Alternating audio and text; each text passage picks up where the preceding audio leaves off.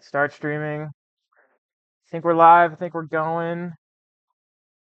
Yep, info's updated. I don't even know if I did it right, but whatever. It's probably fine.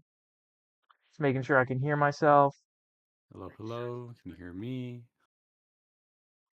All right, I can hear you. I can hear myself, so we're going. All right. F101 week 15. It's just me and Dave for now. Andrew might join in later, but for now it's just the two of us. Only one thing to do, one thing to cover this week, which is nice because we're both a little tired. So we're only previewing the Netherlands race, where there's not really anything to cover. There's one piece of breaking news which everyone's already heard of by now, but I will go over it. But other than that, nothing else going on in terms of like summer break recap. We don't really need to do that. So just go into it. The breaking news: the world's worst kept secret is finally out. Cadillac has confirmed their driver lineup will be Perez, Bottas. Somehow, Checo has returned. Um, if you've been paying attention to Formula One since week one, you'll know that this has been rumored and confirmed, and then rumored, and then confirmed, and then rumored, and then confirmed over and over again every week from March to now. But now it's finally confirmed. They did a video with Keanu Reeves. He did like a little narration. Um, and I think this is a solid lineup for a first year team that's going to need to focus more on development as opposed to winning, because I think everyone's expecting them to finish 21st and 22nd next year. So two veteran drivers are going to be good for that. They know what they're signing up for. They know they're probably not going to be challenging for wins, but they know how to develop a car and they know how to win. They have a combined 527 race starts and 16 wins, 6 from Checo, 10 from Bottas. And then Checo brings in a ton of money. I think it's his uncle or something like that. Carlos Slim is like a Mexican media magnate, and so he has a ton of money that he brings in. And Bottas is very likable. He brings in fans from around the world, and both of them are on a multi-year deal. Um, and in their little announcement video, Keanu Reeves was like, we're building for a future, not just a season, which kind of is like confirming that Cadillac's like, we know we're not going to be good at first, but we'll get there. And this is who we want to get there with. And then what's probably going to happen is when they get there, they'll bring on younger drivers that the team can develop, because the car will finally be there. So that's the Cadillac news. I It surprised nobody when it happened. I never seen like such an underwhelming reaction, because everyone had kept hearing about it every week. Hey, there were some rumors, especially earlier on the season, that one of them might go to Alpine because Alpine is dumpster fire. We will actually cover that in And the Alpine section. and now, and they're competing. Cadillac and Alpine are competing for Bottas and Checo, maybe. Yeah. And now they're going next year. They're going to beat for P20 and P19. Yeah. So it's gonna be a good To time. skip to the end of the document, Alpine approached both Perez and Bottas about driving for them next year, and both drivers declined. Oh, Which is says, this real? I don't know if That's it says funny. something more about what Cadillac is offering or about how much of a mess Alpine is. But it's also pretty bad look for Colapinto, because Vittori's like, you're on a race by race basis, and then it's like, we're basically not gonna have you next year because we're going for Bottas and Checo. But then neither of that worked out, so maybe Alpine does stick with Colapinto. Maybe I don't know. I've heard Mick Schumacher's name get tossed around, although his name always gets tossed around. Um, I have no idea what's going to happen there. But yes, Alpine did approach both Checo and Bottas. And both drivers, I'd have to imagine, politely declined and then laughed about the offer later. That makes sense. Yeah. Alpine is a mess. Rather go for Cadillac, who is nothing right now. So there's something bad about them, Yeah, they're and there's they're nothing they're good about true Alpine. neutral. Yeah. And they get a nice hype video about it instead of being like, "We're gonna be the next Alpine driver," and everyone goes, Oh "Okay, no. great. I'll see you in the back of the pack." Yeah. As opposed to an underwhelming, like, oh, we already knew it was going to be Checo and Bottas. If either of them signed from Alpine, you get a bunch of, oh man. Yeah, if they signed with Alpine, be like, okay, they're basically just coasting the rest of their careers. With this, they're like, okay, maybe next year. There's a little bit of a like, oh, maybe Cadillac won't be terrible. Maybe we can have some fun, like Checo Perez, sorry, Checo Bottas, Yeah. like surprising races in there. Yeah, I mean they have the talent, certainly. I don't know if the car will be there. But Bottas does have a five place penalty to serve still, so Wait, is he gonna have to? yeah, so That's there hilarious. if you get a penalty in your final race and you retire or whatever, it's to your whatever your next race is. So you can't just like play hooky for a race and get out of the penalty. Um, they instated a rule last year where if it's been over a year, that penalty doesn't count anymore. But that doesn't retroactively apply to people who were already in that scenario, which would have been Bottas. And I believe Jenson Button has like a 20 place penalty if he ever decides to come back. So Hey, that's the next Alpine driver. Okay, don't. I don't think don't- so. He got his championship. He's out. He's done. So that's the Checo and Bottas news, and now it is time for the Dutch Grand Prix. Qualifying is Saturday at 9 a.m. and the race is Sunday at 9 a.m. and it is the home race of Max Verstappen. It is actually a really cool racetrack. There's a lot of banking. It's got more banking on some of the turns than any other F1 track. Um, I don't really know how much the drivers love it. I know Max loves it, but obviously he's a little biased. But at the very least, you can overtake here, and that's something we can't take for granted anymore. So you're saying it's gonna be a good race? Hopefully. Hopefully, it's been good in the last. I mean, honestly, it's been good in the midfield the last few years. The up front, usually someone just kind of cruises ahead, and then that's that. But You know, um, for this season, that's perfect because no matter the track, that's pretty much the case anyway. yeah, it'll be business as usual. So that's not gonna change, and there's gonna be like some, hopefully, some midfield drama going on. Indeed.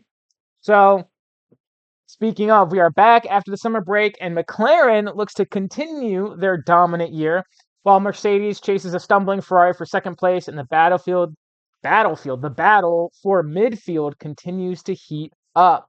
No doubt McLaren is still the team to beat. I don't think that wouldn't have changed over the summer break.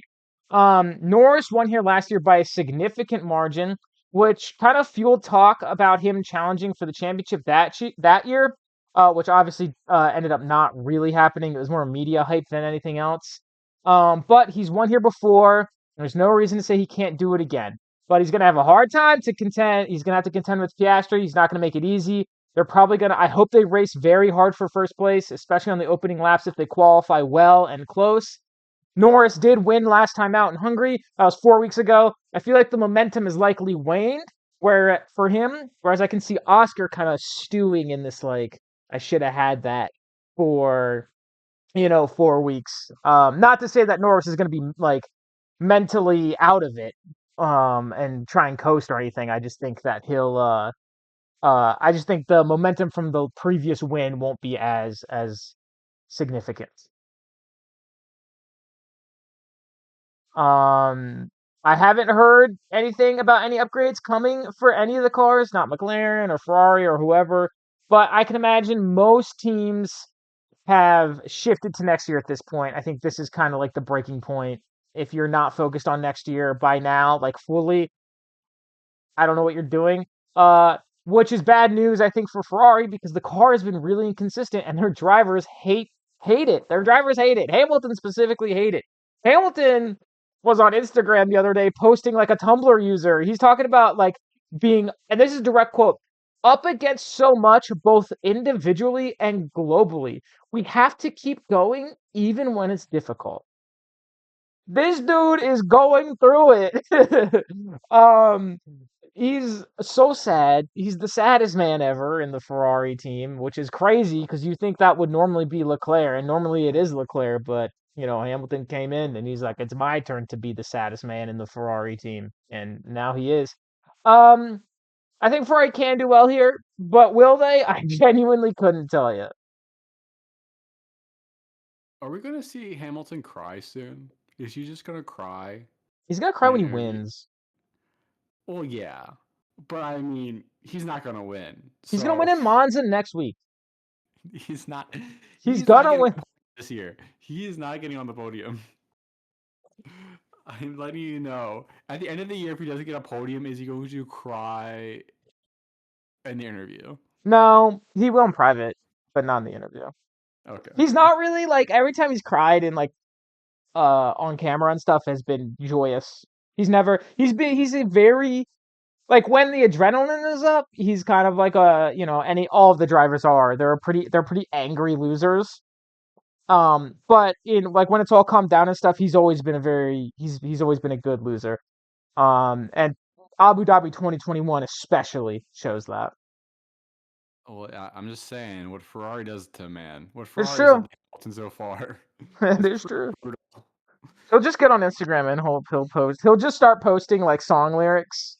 He'll start posting pictures of him in black and white. He's wearing Yeah, some makeup. exactly. He's gonna start listening to more My Chemical Romance. Is, is he of that era? Is that No, his he's 40. age? His- He's probably more of a Nirvana Green Day type of guy. yeah, I think so. I think so. Oh, Lewis. So, well, I don't know. I don't know. It's so, I know it sucks to say like I'm supposed to like here's something about every team, but Ferrari, I genuinely don't know what's gonna happen with them. Um, it could go either way. It's just like they need someone behind the scenes to like just be a positive influence to like really bring the drivers up because it seems like they They feel lonely. they should hire Gallagher. The comedian Yeah, who smashes before every race he just smashes a yeah, watermelon from him, that'd be and after awesome. he smashes a watermelon. That'd be awesome. It's like a advanced hypnosis where they get in driver Oh, mode and they get out of it so they don't feel any of the trauma of being a Ferrari driver. that'd be some real shit.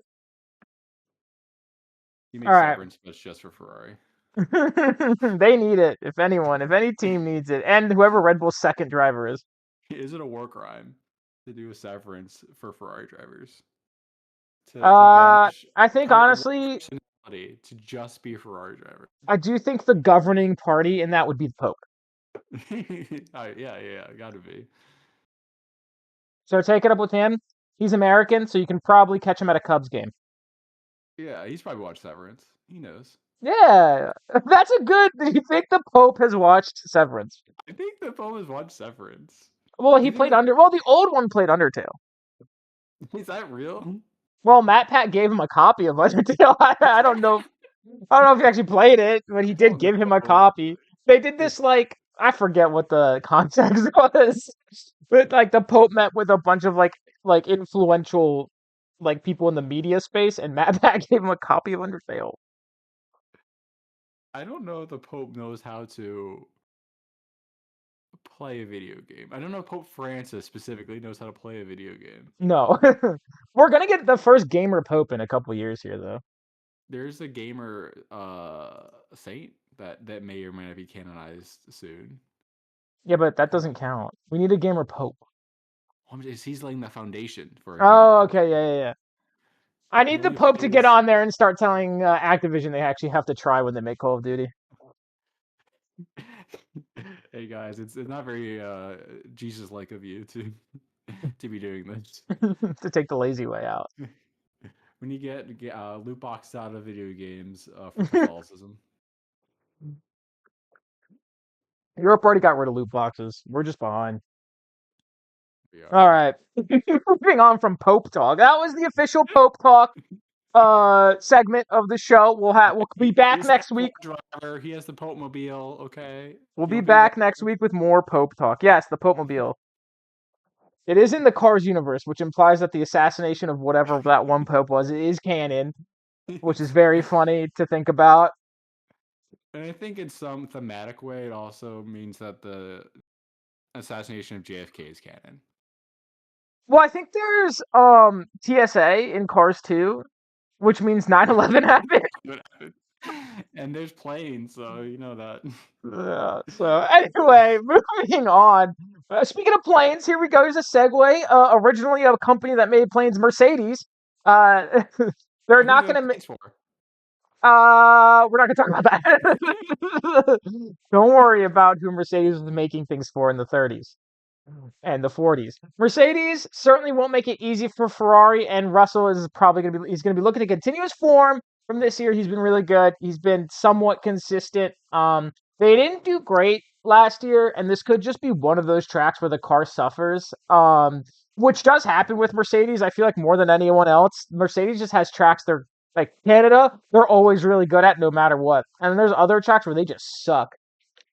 Um, so if the car does suffer, the battle between them and Ferrari for seventh place should be really exciting. Antonelli has hopefully reset his mind over the summer break, and I think his form hopefully can reach back to what it was at the start of the year. Especially with his second home race next weekend, he'll want to have a solid foundation to build on going into Monza. Mercedes kind of feels like the opposite of Ferrari in a way, where Ferrari feels like such bad vibes that they can never recover, and the summer break didn't do anything. But Mercedes, it feels like they keep on trying to get momentum, and just like bad luck or something happens that kind of like stops them from getting that good momentum they had at the beginning of the season. So I'm Mm. kind of excited to see how they come back after the summer break, and hopefully the race goes well and they can get some of the momentum that they had early on, and Antonelli doesn't crash or his car doesn't break down, and we can see him actually be promising again, Yeah, actually drive again. we can all see what Toto saw in him because right now it's been a lot of DNFs. A lot of DNFs, half his fault, half not his fault, and I it's just annoying. It's like Yeah, he's very exciting, but then something always happens, and it's like, okay, he didn't do anything this race. That yeah. sucks. And I saw people like saying that like that Toto should drop Antonelli, and I'm like, you're crazy. He's a rookie. Like, relax. He's a rookie, and he shows so much promise, and he's fun to watch. If he can only Exactly. just stay in the race, and if only the Mercedes car doesn't break down over and over again. Well, you may be asking for too much here. So that's Mercedes. Of course, though, you can't count out Max Verstappen in his home race from any type of front runner conversation. He is a threat to putting on pole, and if he puts it on pole, he's a threat to stay up in the front. He may not keep it over the length of a full race. It might be a little more tricky just because the car's not there.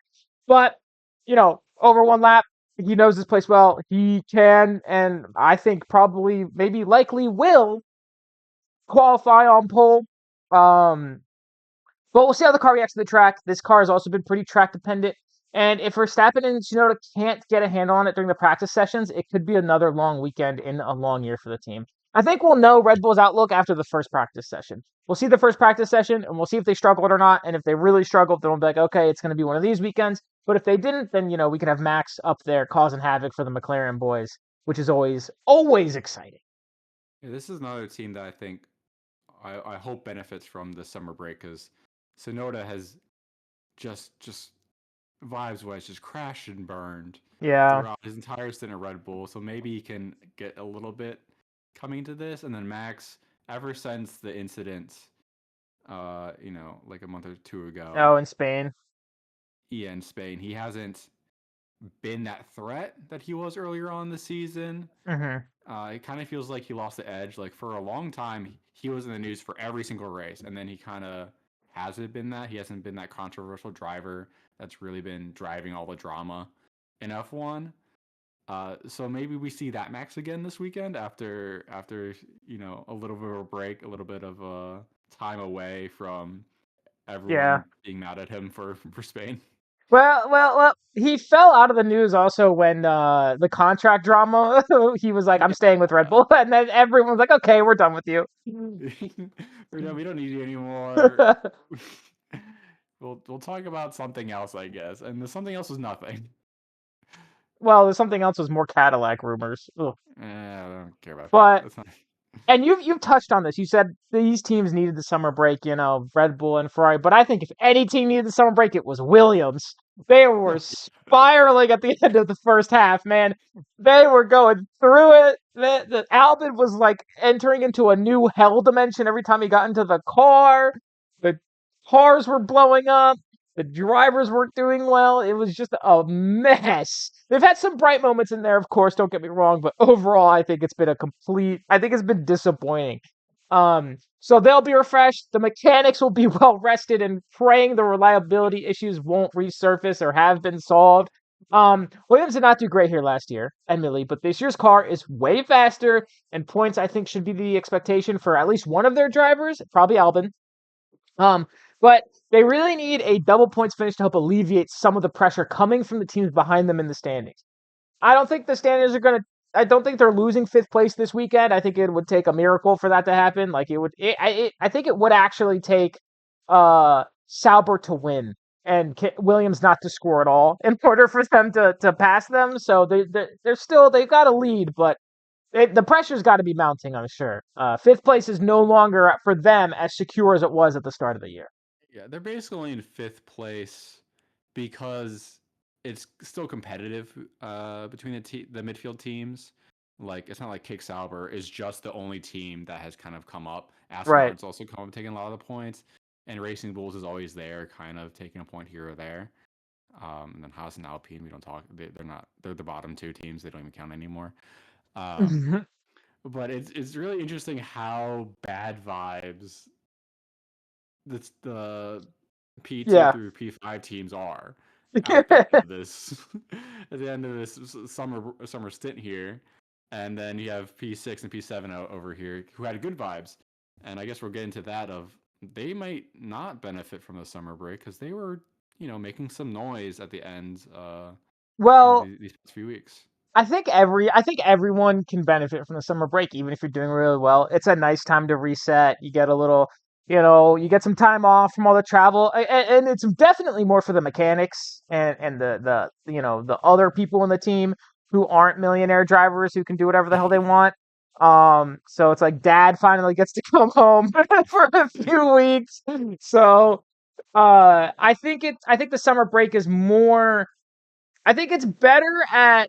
I don't think it rushes momentum as much as it kind of just as to the same degree that it helps people who were doing poorly, if that makes sense. Yeah, I would agree for most everyone besides one driver, and that's Bortoletto, just Yeah, because he was he was right. finally Yeah, he was finally getting momentum, but he had two or three races in there, and it felt like he was just gearing up, and then he had to take 3 weeks off. So we'll see if he sure. can continue that momentum, but he was right in I the middle of that good form right there. Yeah. Before we get to them, because I got a lot to say about them. Aston Martin is still in sixth, even if it doesn't really feel like it. I feel like I don't. I feel like they've been well. They did really. They were like good at the start, and then horrible, and they were kind of decent again at the end of this first half of the year. But I they're still in six, and it goes to show how a few solid finishes can help a midfield team in the overall standings. The reason they're in six is because Fernando and Lance both have these like really impressive finishes every once in a while, and that has propelled them to. The car is, I think, in a lot of tracks the slowest car. So the fact that they're still in six is really impressive. And it shows how much a good finish really helps, which is what we're seeing with Sauber. Um, but who and you know, Aston, they're riding the high from Stroll's finishes in the first few races and Alonso's performance in the European stint. Like I said, I think lower points are still realistic for them each race, even if it's gonna be hard. But like Dave said, no one is having a surge like Bortoletto and Sauber as a team, even if their sponsor is morally bankrupt and under investigation for promoting and streaming literal torture and murder. Um, if Kick is found liable for that, I don't know if you know about this. Have you heard about this? No, I've not. I've So there was a kick stream in France, and there was a guy who it was like a group of people, and they had basically like manipulated this one guy into like believing they were his only friends, and they like socially isolated him, and they literally like did sleep deprivation, they beat him up, they fed him like poison and stuff on stream that Kick promoted for my God. years, like 2 years, and 2 weeks ago, he died on stream. He went to sleep on stream and did not wake up. And Kick promoted this stream. And so it's in France. The French courts are investigating. So if Kick is found liable for that, which they should be, we may have a 2022 Haas situation where there's no title sponsor for a bit due to real world events. What happened in 2022 with Haas was they had their main sponsor was Uralkali. I don't know if you know Uralkali, but it is a Russian fertilizer company. And I don't know if you remember what happened at the start of 2022, but the Ukraine invasion, and they kicked Uralkali and Nikita Mazepin off the team. And Haas didn't have a title sponsor for a while. But I think F1 stepped in to kind of help them with the money because that's like a crazy, you know, Yeah, it's like that's a not their fault, kind of. exactly. The big problem was Uralkali, the guy who owns it, was Mazepin's dad, who was in the room with Putin when Putin made the decision to invade. Yeah, you can't really recover from that. Yeah, and then like for like a year in like 2023, they were like, "We're gonna sue F1, we're gonna sue Haas. It's unfair," and they lost those. Wasn't there a team that was still like under the table taking money from the Russians? Yeah, it was Alpine's former team principal's brother. We Oh covered god. that a few weeks ago. Oaks. Yeah, I remember that. Yeah. Yeah, we Yeah. should do that again.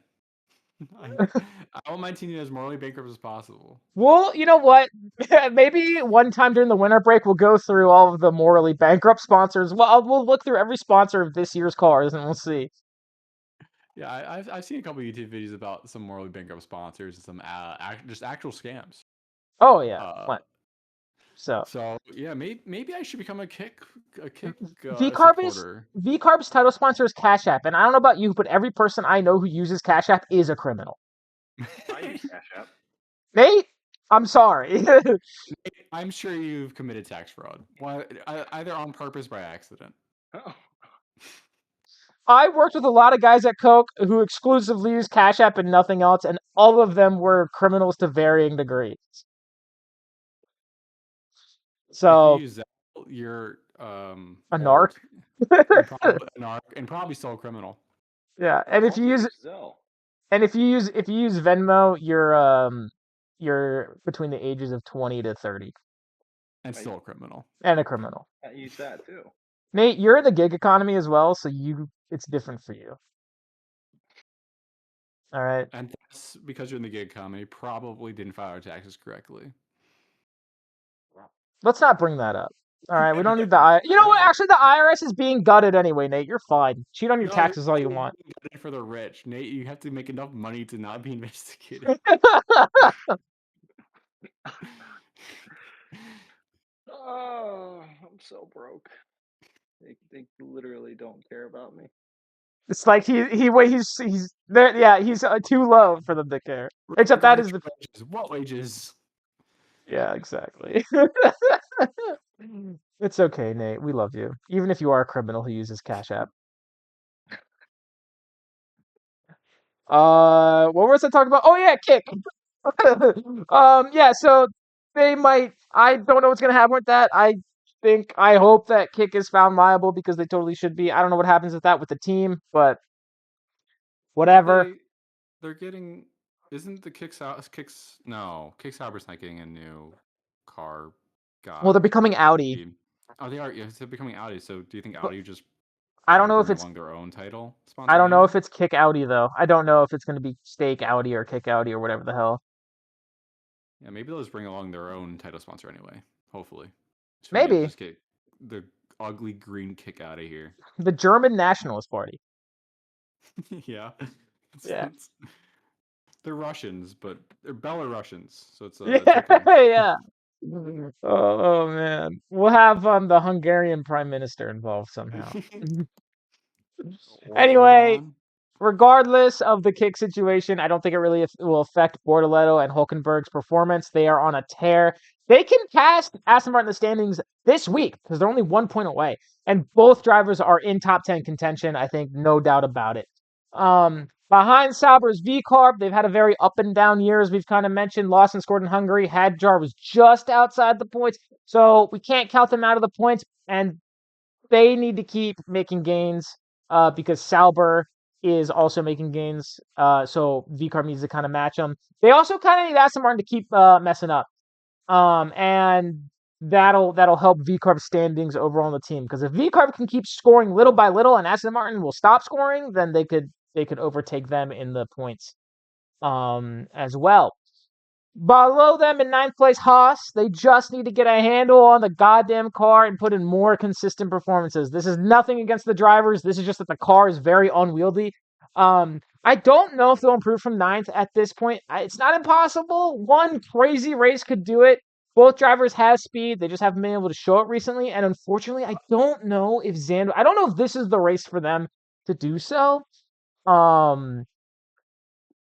But they could get in the points. They can. Will they? It's harder to say. They're not a lock, certainly. And with the inconsistencies in the car, I think it's going to be tricky for them for the rest of the year. Yeah, they just haven't done much since the beginning of the season, like the very beginning. And it Yeah. feels like they're much further behind than they actually are. I guess Ocon keeps on scoring points here and there, and maybe Berman scores like 8 points. I think the problem is like we had the Hulken podium. We've got Bortoletto on a tear.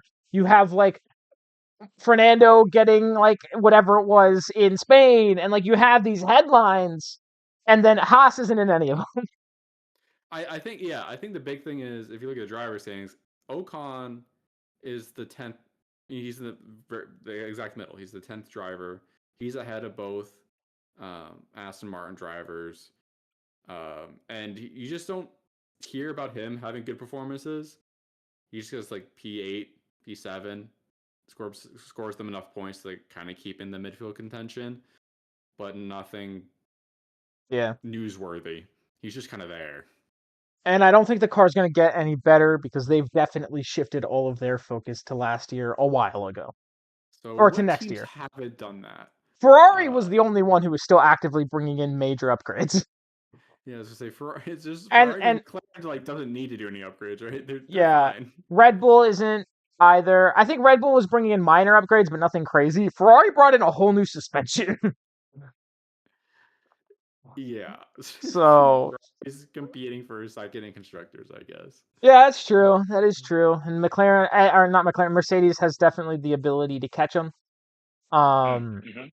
So finally, Alpine. We already talked about Bottas and Perez being approached and declining. Alpine.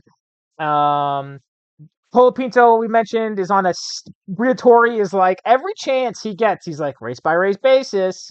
But Gasly is getting that car into Q3 and into the points, but it's still so slow. But the question is, if they had a driver that could match Gasly, would they be more competitive? The only drivers this year who haven't scored a single point are Doohan and Colapinto. So it's a combination of the car and the drivers. Because we know the car can score. It has many times with Gasly. So if Ocon stays in Alpine last year instead of moving over to Haas at the end of the year, does Alpine, are they better? And it's hard to say. Yeah, it's hard to say because Ocon and Gasly also hate each other. And even if you combine the scores right now, they're in P9, like in constructors. Yeah. So, and I think the Haas car is pretty comparable to the Alpine car. I think the Alpine car is significantly worse. Well, if we get the benefit of the doubt that the Alpine car is okay. as good as the Haas car, they're still not doing anything. Yeah. So I guess they're spectacularly in 10th instead of if they had Ocon, they'd be competing with the Racing Bulls, maybe. I think it is just a bad look on Colapinto and Doohan. And I know they're both Doohan was a true rookie, Colapinto's like a half rookie, but it's not great when the other driver is scoring. Colapinto has been there long enough now where he should be doing something. I think he got really close one race. I think I had like P11, P12. Yeah, I don't Oh remember which man, one, but he did. he got close one time, and every other time it's been a disaster. Yeah. Um, But I think so all of the maybe for the races summer from break. now on, I think almost all of the races from now on, he's actually raced at in an F1 car. He came in at, I think Zandvoort was his first racing Okay. for Williams after replacing Sargent. Or it might have been even earlier. But it's not like he's like, you could have given the benefit of the doubt, I guess, in like Imola and Monaco. But he's raced at all these new upcoming places before in the Williams, so I want Doohan to come back. If nothing for some good old juicy drama. that'd be really funny if they put Doohan back for like the final remainder of the year. Yeah, it'll be very funny. I could see it happening. I could see Cole Pinto blowing up I think emotionally if for he a while. crashes a bunch, then maybe. He hasn't. That's the problem. He hasn't. See, that's why I don't do him come back because it means that Cole Pinto has done something exciting. True, he had ever since he crashed in Imola in qualifying his first time out, and then he's really been cautious, which is Yeah, making him slow. it's boring. Do something. Do something exciting. Well, every now and again he pisses off one of the Papaya drivers by accidentally getting in their way. You mean See, Oscar? yeah, he pisses off Oscar by getting in his way while Oscar's trying to lap him because he's fighting with Yuki Tsunoda, and one of Yeah. them eventually gets in the way of someone trying to get P1. But besides that, does fuck all. Well, I don't know. We'll see. We'll see what maybe Colapinto will do something exciting. And he's not even being exciting on social media. He stopped liking posts about MILFs. That's the other thing is like the whole thing was supposed to be that his fans are rabid and they're gonna come after everyone. But it's hard for his fans to come after everyone. He But literally he's doesn't do anything. so ass. He's got no movement. I don't know. They could be crazy on Twitter. I haven't used Twitter in like a month, so I Oh don't know yeah, what's going on there. I'm not on social media like that. I'm not on Spanish social media. Definitely not Argentinian social media. I'm not. Maybe we need to get on Argentinian Instagram. See, maybe they are just like Yeah, maybe they're saying really insane shit. you have to really be some sort of conspiracy theorist to explain why he has 0 points. To really go after literally the entirety of F1, Yeah. which I guess isn't actually that hard to do. They seem like some sort, so Oh, there's so many. just Like the assume F1, honestly, F1 conspiracies are just as bad as NFL conspiracies. I believe it. Yeah, I mean, I think it's even easier because there's just less people, so it's Right. much easier to fit everyone in your conspiracy. It's like, oh, they're all conspiring against Franco Colapinto because they're racist. I guess I don't know. Yeah, it's definitely not because the car sucks. All right. Let's predict this podium here. We've got 4 people here, and I've got Sam's whatever his predictions as well. But I have a 5 point lead, so I guess that means I have to go first, huh? I have not thought about Sure. this at all. So I'm just gonna go with my gut, which is Piastri in first, and I'm gonna say Norris in second. I'm gonna give it. Oops, I'm clicking things on accident, and then I'm gonna give it to Leclerc in third. I don't think Mercedes is gonna have it this weekend. I think Ferrari is gonna have the edge over them this weekend. Mercedes, this is not a tip. This is not your usual Mercedes track. Nate, Well, you texted it to me, but I'll give you the honors. I have to go. I feel like you're picking the wrong McLaren. I feel like you're picking the wrong papaya driver. It's gonna be Norris in one, and then I have Piastri in two. That's Mm-hmm. crazy And then considering you ranked Piastri higher than Norris. He wasn't there for hold that. on, hold on, hold on. Again, I didn't care about the actual specific order within the tiers. All right, I just Mm, focused on making the tiers at first, and that wasn't even the right one. Second of No, he all, put Norris ahead of Piastri. oh, he did. Oh, You're damn. thinking because I made last week I made Dave He guess did. He people's tier did. list, but I didn't get Nate. I didn't get yours until afterwards. So I made Hannah do one, and to throw it in there, basically to make it impossible for Dave to get it right without telling him. And Sam had Piastri over Norris, but he was the only person who put McLaren in S tier, and it's a good watch. You should go watch Dave try and guess it. He's truly becomes mind flooded. I get one correct. All because you're not actually there. That's my first thing. I'm like, okay, I gotta find the papaya apologizer. And Shout Sam. our fucking Ferrari apologizers. All y'all think Ferrari are the best. Hamilton Well, I gave mean, him the podium, and y'all put him in number one driver. I mean, Leclerc's legitimately a really talented driver, which is why I have him in third. Refreshed Charles Leclerc off the break. See, I agree with that. Hamilton this season. 7 World Driver Championships, Dave. He has, yeah, literally. He's got like every record. Okay, we have to get through these predictions. We'll We- talk about that after. Yeah, we already did talk about it. We went more historical. Dave did not. It's worth, if you're watching this and you didn't see the summer episode, you should go watch it also for when we talk about fan fiction. But anyway, Nate, your third place, please. Charles Leclerc. Charles Leclerc, yes. All right, and Sam's prediction was Piastri, Russell, Norris. I didn't ask him for his Interesting. thoughts. He didn't provide them either. He just gave me the names. And then Andrew, if you will. Yep. So I have, if I remember correctly, Piastri, Norris, and then Russell in third because he just doesn't do anything and doesn't fuck up. And Yes, you said classic George doing nothing, getting third. yeah, because I don't think the Ferrari has it this week. I'm giving that to you, Andrew. I'm giving that your secondary prediction, Andrew. Russell does nothing, gets third place. Yeah, I think it's a toss up between Ferrari and Mercedes. I don't think you're wrong to put Russell. I just think Leclerc's going to have the edge this week. I mean, to me, it's a 50-50 toss up. We'll see. We'll see. That's fair. Dave, Okay. would you kindly? I'm looking at everyone here. I'm trying to find the biggest boofers. Who really smokes that thing? I think P3.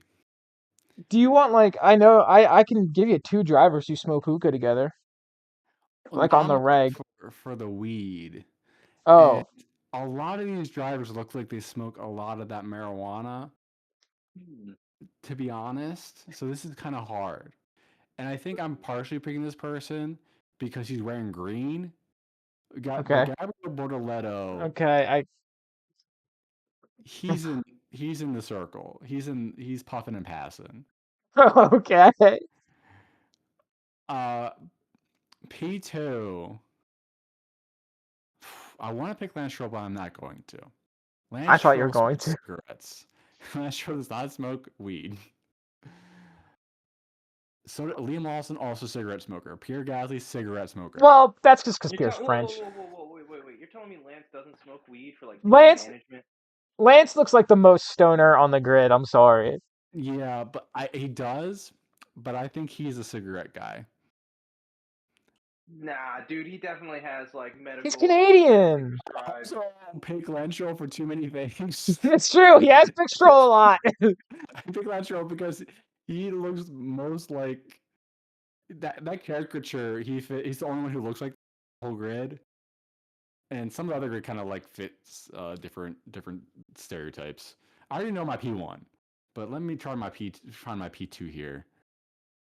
Can I tell you who smokes hookah together on a pretty regular basis? Yeah, because you're not gonna guess. You told me last week and I forgot. It's. I don't think I did. Maybe I did, but it's Russell and Alonso. What? I see. Alonso was one of my picks. Russell and Alonso party and smoke cigars and hookah together all the time. And see, Alonso wouldn't have picked Russell. Yeah, see Alonso, and that's who I thought you were gonna go with for P2 here, Dave. It's just it's hard because a lot of them are like fit that right between, because they're all European, or most of them are European. Where Yep. they're like, are they cigarette smokers, or do they Well- hit that joint? Gasly and Ocon are cigarette smokers because they're French. Yes. Leclerc's not French, but he is French. Come on. Hadjar's French. Hadjar's French, cigarette smoker. Russell's British, cigarette smoker. Antonelli's I did not Italian, know Russell was cigarette British. smoker. There's too many cigarette smokers. I'm gonna go Alex Albon P2. Okay. He's like a clean weed smoker, Mm. He's not addicted. He's just has a little bit of that Friday vibe. Mm. Can I ask you to promise me something before you say your P1? Yeah. Can you just not say Lewis Hamilton? I just I'm feel not like there's a lot of. I feel like that would just be a bad look. No. I'm picking someone. It's his home race. There's no way. Although he is dedicated to drive. I don't know if this is true, but also come on, he's Dutch. I gotta pick He's Max Dutch. Verstappen. I think, is that your first Verstappen pick of the year? I think I picked him one other time. Did I pick him one other time? You got him second in Imola, Yeah. and that's it. Yeah. And then I think I have one papaya pick so far. I don't think I've ever picked oh my god, my brain. Norris. I don't think I've ever picked Norris. I picked Piastri. You had Piastri second in Austria, I was gonna say that's Yeah. right. and then I think it was based on hydration. Yeah, it was. Brought to Some you by good water. skin. Yeah. Wait. Oh, because it'd be. Why did I do it on hydration? I don't remember. Because it was going to be really hot. Oh yeah. I can remember it's gonna be a hotter rating. Well, it says here to the side, everyone gets hot and sweaty. Predictions brought to you by water. Yeah, true. The whole seat is wet. Must be the water. Oh, If man. If Hamilton does not podium, I will officially become a Hamilton hater. Well, okay. Damn. Not for his personality, because y'all are gassing him up, and I have not seen him podium. It's week 15. Dave's going to go from our resident schizo poster to our resident contrarian. It's a very easy step to make when you're trying to root for the worst team on the grid. This guy, some of Sam's picks can be seen as schizo posting. It's true. Sam's F1 pick, Sam's fantasy draft, Sam's sports opinions. All right. Well, before this gets into fantasy football talk, I'm going to end the stream. This is an F1 show, by the way. If you want our fantasy football show, talk to Andrew. He's the commissioner. It's his job. If you are watching this on YouTube, leave in the comments if you want to see a fantasy football show that Andrew will run and do all the work for. And until then, we'll be back next week for the Netherlands preview and the Netherlands review, and we'll be previewing Monza. So which is one of my favorite races of the year, and I'm super upset that I'm gonna actually miss it because we're going to the Ren Fair. So I will not be able to watch it, but that's okay. We will be back here next week, same time as always. Thank you everybody for being here, and thank you for watching.